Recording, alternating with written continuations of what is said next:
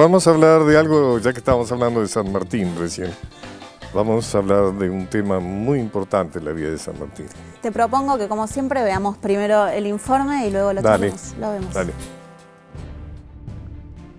Mucho calor y humedad habrán soportado en julio de 1822 los libertadores Simón Bolívar y José de San Martín al entrevistarse en la ciudad ecuatoriana de Guayaquil para decidir el fin de la Guerra de la Independencia.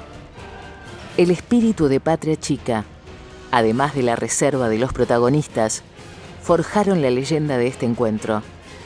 Por décadas se estimuló la idea de que Bolívar, abusando de su superioridad militar, se habría quedado con la gloria de terminar con la resistencia española, mientras San Martín habría marchado a un discreto ostracismo. La realidad fue distinta. Era el encuentro de dos militares que habían puesto a España al borde de la derrota, pero sus situaciones no podían ser más distintas. Bolívar era el jefe indiscutido de su país, y San Martín había sido abandonado por Chile, gobernado por los opositores de O'Higgins y sobre todo por Buenos Aires, donde mandaba su enemigo Rivadavia. Consciente de no poder terminar su obra libertadora en el Perú, ofreció ponerse a las órdenes de Bolívar. Pero ambos sabían que no cabían los dos al mismo tiempo, y lo que importaba era terminar la gesta. Al retirarse, San Martín dio una lección de grandeza y desinterés. Pero no fue menos grande Bolívar, quien tomó a su cargo el fin de la tarea. El triunfo en la batalla de Ayacucho significó el final definitivo del dominio colonial español en América del Sur. Se insiste en que esa entrevista en Guayaquil fue misteriosa, ¿no? ¿Por qué? Porque en realidad los que escribieron la historia, que fue la gente de Buenos Aires, después del triunfo de las guerras civiles, la que llamamos hoy la guerra oficial, que necesita tantas correcciones, ¿no es cierto?, tantas mejorías. Insiste en eso porque en realidad fue Buenos Aires el culpable de que San Martín no pudiera terminar la epopeya de la independencia de Sudamérica, ¿no es cierto?, o de América en general.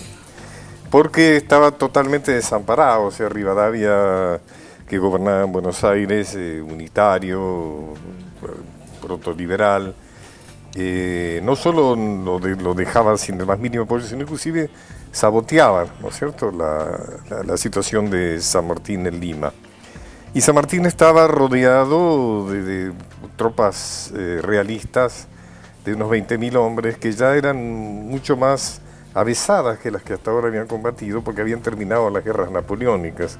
Entonces habían venido ya a América los principales oficiales, ¿no es cierto?, los grandes mariscales como de la Serna, como la Nieta. Y entonces el riesgo estaba en que Lima cayera, ¿no es cierto? Y entonces San Martín va a Guayaquil a entrevistarse con Bolívar, que llegaba mucho más fuerte, venía mucho mejor situación, ¿no? Por eso es que la idea de que fue misterioso, inclusive se sugiere que hubo una participación de la masonería, ¿no es cierto?, y demás, tiene que ver con un proceso de ocultamiento franco. Fue muy claro, o sea, San Martín tuvo que irse, no porque fuera una decisión de la masonería, ni porque Bolívar fuera altanero y humilde, sino porque había una lógica que él patrióticamente la asumió, que Bolívar está en mucho mejores condiciones de terminar la epopeya que él, ¿no? Ahora, si la reunión no fue secreta, ¿de qué se habló allí? Primero, el pretexto fue decidir que se iba a hacer con Guayaquil. Guayaquil había sido liberada, había conseguido su independencia, y entonces la situación estaba si se iba a incorporar al Perú, donde gobernaba San Martín, si iba a ser independiente o si iba a incorporar a la Colombia, que es la que gobernaba Bolívar. Cuando llega San Martín al puerto de Guayaquil, lo recibe Bolívar con un bienvenido a Colombia, le dice, ¿no? O sea que ya no había nada más que discutir. Pero en realidad fueron dos grandes estadistas, dos libertadores extraordinarias, dos personalidades formidables. Y lo principal que se habló ahí fue cómo hacer que las naciones recientemente independizadas de España pudieran juntarse y protegerse entre sí, cómo evitar las anarquías que se habían, por ejemplo, en la Argentina fue muy claro, se habían desatado en estas naciones, cómo hacer para que no hubiera conflictos entre estas naciones. Y tenían dos hipótesis, los dos coincidían en poner algo por encima, o sea, una autoridad superior. San Martín proponía un príncipe europeo, por eso muchos dirán que San Martín era monarquista, ¿no? Era un proyecto de solución política, un problema muy grave. Y Bolívar proponía la dictadura vitalicia, es decir, que él ejercería, que era, bueno, juntar la mayor cantidad posible de países americanos bajo su vara, digamos, ¿no? Bueno, llegó a juntar a Venezuela, Colombia, lo que es hoy Panamá, Ecuador, Perú, Bolivia, y luego eso estalló, ¿no es cierto? Estalló realmente por conspiraciones internas, por acciones de los agentes externos. ¿Y la relación entre ellos?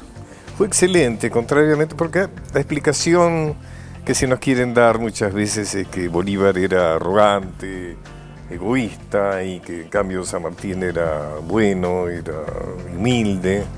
No, los dos llegaron, como decíamos recién, a una conclusión clara, y era que el que podía terminar era Bolívar. Inclusive San Martín muy generosamente le ofrece ir de segundo, y Bolívar le dice: una persona como usted no puede ir de segundo de nadie, ¿no es cierto? Y la relación siempre fue muy cordial, no es cierto que hubiera inquina. Inclusive San Martín tenía en su despacho, en su exilio en Boulogne-sur-Mer, tenía un retrato de Bolívar.